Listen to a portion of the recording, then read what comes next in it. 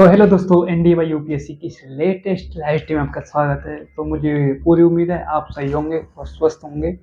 तो आज हम बात करने वाले हैं मतलब सदिश का प्रोडक्ट, अदिश प्रोडक्ट और डॉट प्रोडक्ट किस प्रकार से किया जाता है, अदिश के लिए कौन सा सिंबल यूज लिया जाता है और सदिश के लिए कौन सा यूज लिया जाता है। फिलहाल हम पढ़ेंगे सदिशों का गुणनफल, इस मतलब एक वेक्टर ऑफ एडिशन, एडिशन नहीं, प्रोडक्ट, प्रोडक्ट। तो देखो किस प्रकार से प्रोडक्ट होता है। यदि आप सीरियस ले रहे हो तो बहुत ही खतरनाक है। हाँ, तो देखो सबसे पहले इस चैप्टर में आता है एक सदिश आता है, एक अदिश आता है। सदिश को कहते हैं हम वेक्टर और अदिश को कहते हैं हम स्केलर। यही इसमें डिफरेंस होता है। देखो सबसे पहले हम बात करेंगे अदिश की। अदिश में आता है डॉट, जो इस प्रकार से होता है। ठीक गया क्या? मच्छर सा बिंदु, ये होता है अदिश के लिए। और सदिश के लिए आप जानते ही हैं, सदिश के साथ एक डायरेक्शन भी जुड़ती है। वो डायरेक्शन नहीं, ये डायरेक्शन। और उसके लिए हम क्लिवच का साइन यूज करते हैं, अंधेरा कायम रहे, जो कि हम गुणनफल का सिंबल यूज करते हैं उसमें। तो हल्के में लेना नहीं है आपको टॉपिक। तो बात करते हैं, हेडिंग डाल लो। क्या हेडिंग, क्या डालनी है हेडिंग? सदिश का गुणनफल।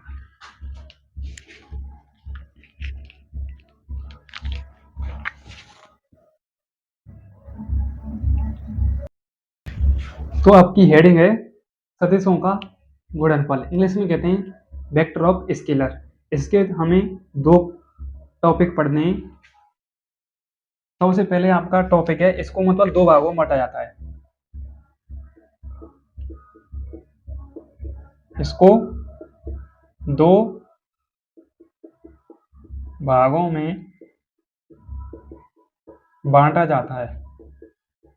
ओके, सबसे पहले होता है आपका सदिश गुणनफल।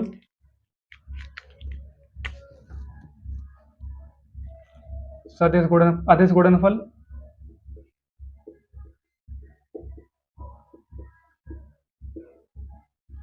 दूसरा हो गया आपका सदिश गुणनफल।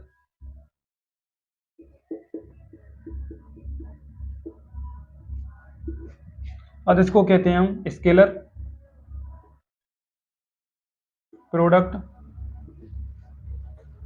सदिश को कहते हैं हम वेक्टर प्रोडक्ट। ओके, यहां तक आपको समझ में आ गया होगा। ये हो गया आपका इंट्रोडक्शन। फाइनली इंट्रोडक्शन मोटा मोटा अदिश गुणनफल और सदिश गुणनफल। फिलहाल बात करेंगे हम इस पर, इसकी हम अगले लेक्चर के साथ बात करेंगे, क्योंकि यही आपकी 30 मिनट की लगभग वीडियो बनेगी। यदि आपको ये समझ में आ गया तो ये भी आपको समझ में आ जाएगा। तो अब बात करते हैं, अब चालू होगी यहाँ से आगे आपकी क्लास। अब आप हेडिंग डाल लो, अदिश गुणनफल या डॉट गुणनफल।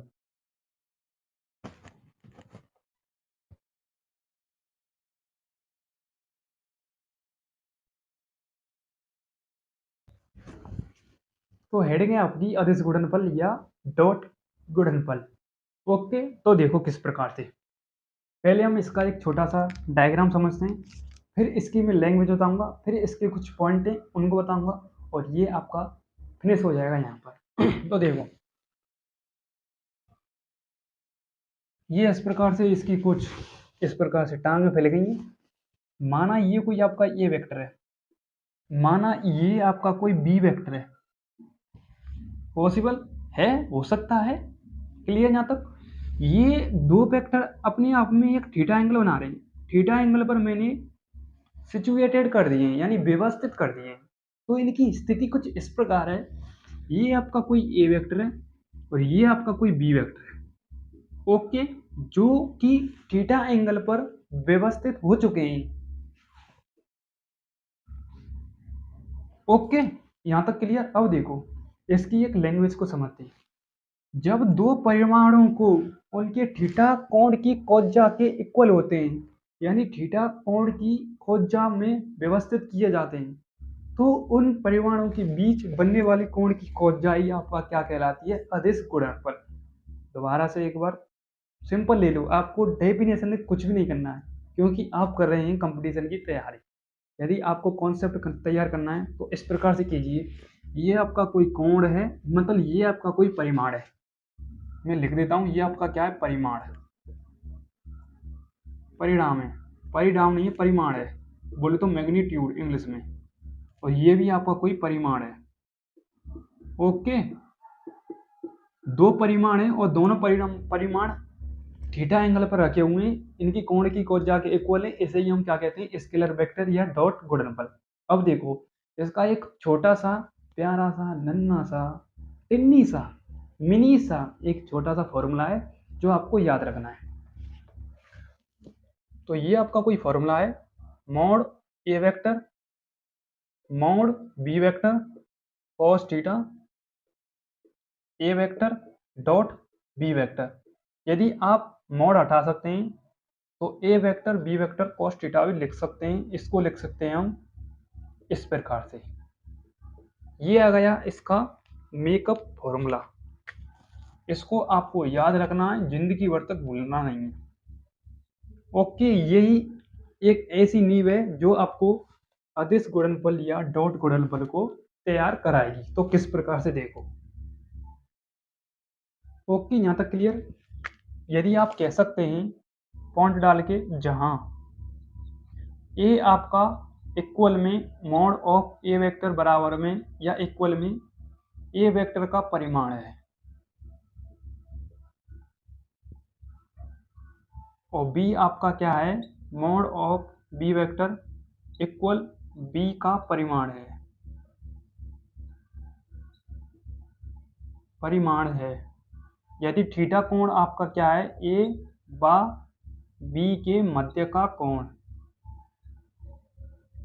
मध्य का एंगल। ओके, यहां तक क्लियर।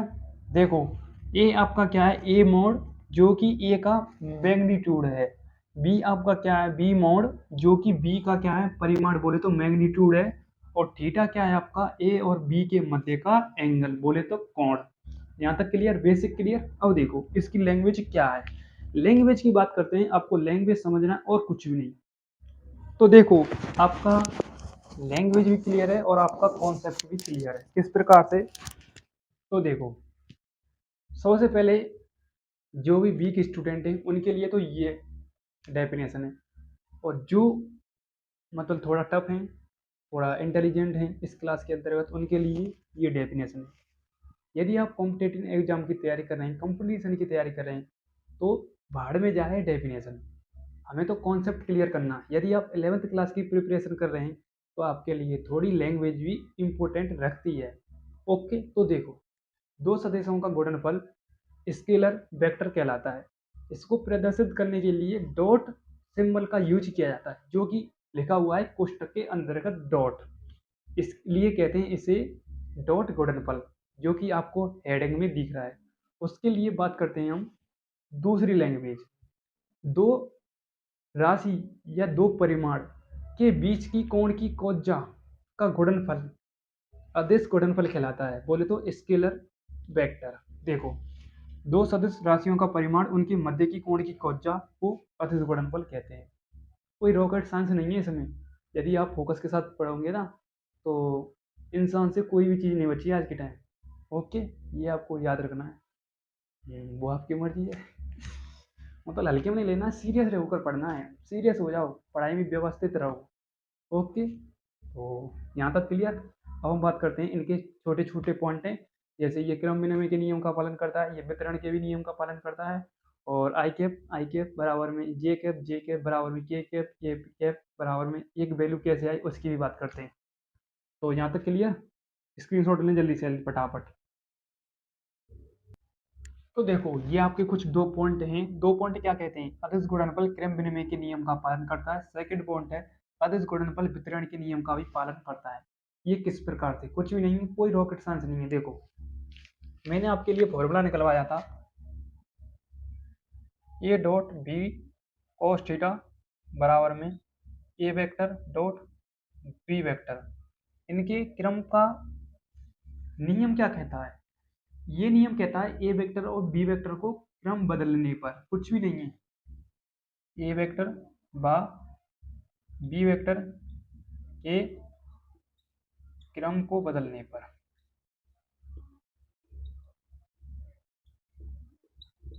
तो किस प्रकार से इनको लिख सकते हैं?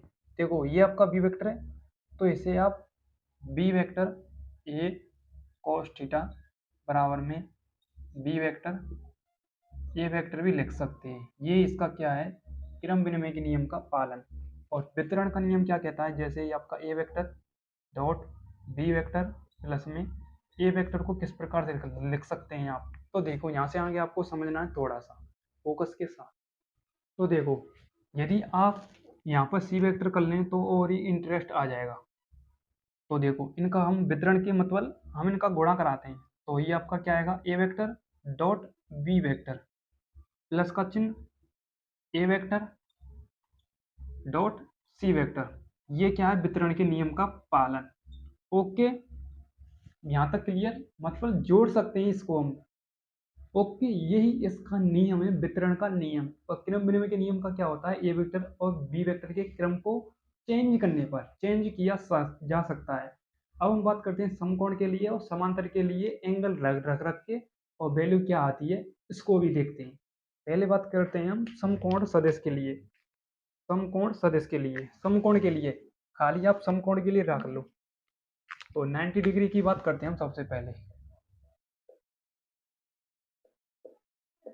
समकोण के लिए, समकोण के लिए।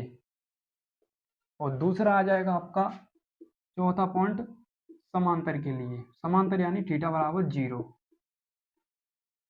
समांतर के लिए। ओके, यहाँ पर आ जाएगा थीटा बराबर 0, यहाँ पर आ जाएगा थीटा बराबर में 90। तो आपका समीकरण क्या निकल करके आ जाता? समीकरण ये था A dot B cos theta बराबर में ए वेक्टर बी वेक्टर। तो कोस थीटा, थीटा की वैल्यू रखिए आप A dot B cos theta की जगह पर 90 A vector dot B vector. Cos 90 की वैल्यू क्या होती है? 0। तो ये पूरा 0 हो जाएगा। तो हम इसे लिख सकते हैं ए वेक्टर डॉट बी वेक्टर बराबर में क्या आ जाएगा? 0, जो कि बहुत ही इम्पोर्टेंट है और बापू कॉन्सेप्ट है। बापू कॉन्सेप्ट, आप बापू कॉन्सेप्ट भी कह सकते हैं इसको। ए डॉट बी बराबर में 0 कंडीशन किसके लिए लागू होती है?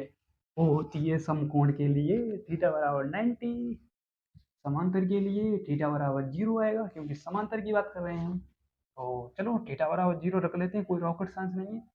तो ए डॉट बी कॉस 0 बराबर में ए डॉट बी वेक्टर। तो कॉस 0 की वैल्यू होती है 0, नॉट पॉसिबल, एक होती है। ओके, यहाँ तक क्लियर? तो ए डॉट बराबर बी बराबर में A B, A dot B. Clear? कोई रॉकेट साइंस नहीं है। 180 की बात कर लो, माइनस आ जाएगा और कुछ भी नहीं है। कॉस 180 की वैल्यू होती है -1, यहाँ पर माइनस 50। तो 180 की वैल्यू भी लिखा देता हूँ मैं। धन्य की बात नहीं है, यहाँ पर पूरा कॉन्सेप्ट मिलेगा। थीटा बराबर में 180। अभी तो पार्टी शुरू हुई है, मतलब ये कह सकते हैं आप। तो ए डॉट बी कॉस 180 बराबर में A vector dot B vector. Cos 180 की वैल्यू होती है -1, तो माइनस का A vector A dot B बराबर में A vector dot B vector. ये इसकी क्या आ गई? 180 की वैल्यू 90 समांतर और समकोण के लिए। थीटा बराबर 0, थीटा बराबर 180, थीटा बराबर 90। तीनों चारों एंगल दिखा दिए हैं। यदि आप 360 के लिए बात करूं तो 360 की बात आप मुझे कमेंट में बता देना। ओके, अब देखो यहाँ से आगे एक और पॉइंट रह गया आपका, ए वेक्टर व बी वेक्टर के मध्य का कोण। मध्य का कोण, मध्य का कोण क्या होगा? तो फॉर्मूला क्या था आपका? A dot B cos theta बराबर में ए वेक्टर बी वेक्टर, या आप मॉड ऑफ में ए वेक्टर बी वेक्टर भी लिख सकते हैं। इसको कोई भी डरने की बात है नहीं है। तो थीटा की वैल्यू निकालनी है हमें, क्योंकि ए और बी के मध्य का कोण निकालना है। तो थीटा बराबर में A vector dot B vector upon में मॉड ऑफ ए वेक्टर और मॉड ऑफ बी वेक्टर। ये आ गई थीटा की वैल्यू। ओके, जो कि हमें ए और बी के मध्य का एंगल निकालना था, कोण निकालना था, जो आ गया theta equal A vector dot B vector upon में मॉड ऑफ ए वेक्टर और मॉड ऑफ बी वेक्टर। यहाँ तक क्लियर। अब बात करते हैं आई कैप और जे कैप और के कैप की वैल्यू एक कैसे आती है और जीरो कैसे आती है। अक्सर हमको तो रटाया गया था, यदि हम भी कसम खाइए आपको हम रटने नहीं देंगे। ओके, तो देखो मैं इसको एक बार रफ करता हूँ, जल्दी से जल्दी आप एक बार इसका स्क्रीनशॉट लें, जल्दी से जल्दी। तो देखो, अब शायद मेरे नाते आपके लिए छठवां पॉइंट है। ये आपका क्या है, आई कैप डॉट आई कैप बराबर में ये आपका क्या है, जे कैप डॉट जे कैप। ये आपका क्या है, के कैप डॉट के कैप बराबर में वैल्यू होती है एक।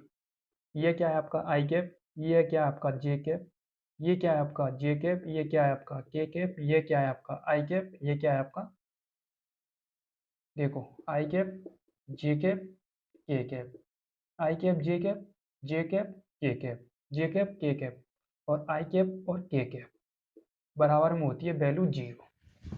अब ये वैल्यू जीरो आई कैसे और वैल्यू एक आई कैसे, इसके बारे में मतलब इसके बारे में हम बात करते हैं।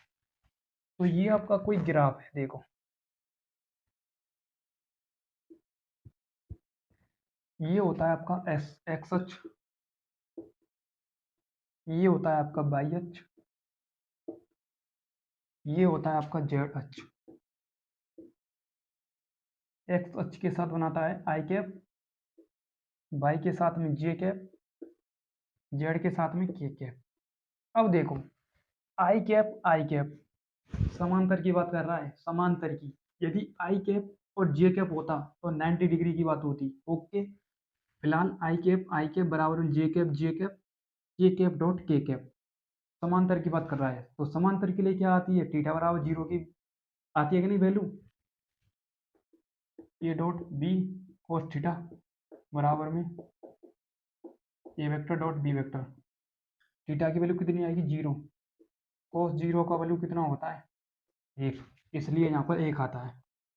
ओके, आई कैप जे कैप, आई कैप जे कैप, थीटा बराबर 90 की बात कर रहा है। थीटा बराबर 90 रख लो, कितना आएगा, जीरो आएगा, क्योंकि कोस 90 की वैल्यू होती है जीरो। यही प्रूफ देना था जो मैं आपके लिए दे चुका हूँ। ओके, तो यहाँ तक आपका कॉन्सेप्ट क्लियर, कुछ भी नहीं है। यदि आई कैप जे कैप के कैप की बात करेगा तो वैल्यू एक आएगी, क्योंकि समांतर है। समांतर के लिए थीटा बराबर हम जीरो रखते हैं और जीरो की वैल्यू कितनी होती है, एक, इसीलिए एक आती है वैल्यू। और लंबवत बात करें, जैसे आई कैप जे कैप हुआ, के कैप आई कैप हुआ, तो उसके लिए हम 90 की बात करते हैं और उस 90 की वैल्यू होती है जीरो, इसलिए आई कैप जे कैप के कैप और आई कैप के कैप बराबर में वैल्यू आती है जीरो। ये आपका क्या हुआ, कॉन्सेप्ट क्लियर। अगली बारे में बात करेंगे हम अदिश गुणनफल या वेक्टर स्केलर। और कुछ भी नहीं कर रहा है, मोहन बहुत परेशान हो चुके हैं। तो अगले बात करेंगे हम अदिश गुणनफल, बोले तो वेक्टर मतलब डॉट वेक्टर। अब कुछ भी समझो आप, अदिश गुणनफल की बात करें इसमें साइन थीटा आएगा और इलिप्स की भी बात करेंगे, उसमें डॉट नहीं आएगा, उसमें गुणनफल की बात होगी। तो आई होप आपको ये वीडियो पसंद आई, कितनी पसंद आई मुझे पता नहीं है, तो आप कमेंट में बताएं और एक छोटा सा कमेंट कर देना और लाइक कर देना। तब तक के लिए मिलते हैं ऐसे ही नेक्स्ट लेवल वीडियो के साथ, तब तक के लिए जय हिंद जय भारत।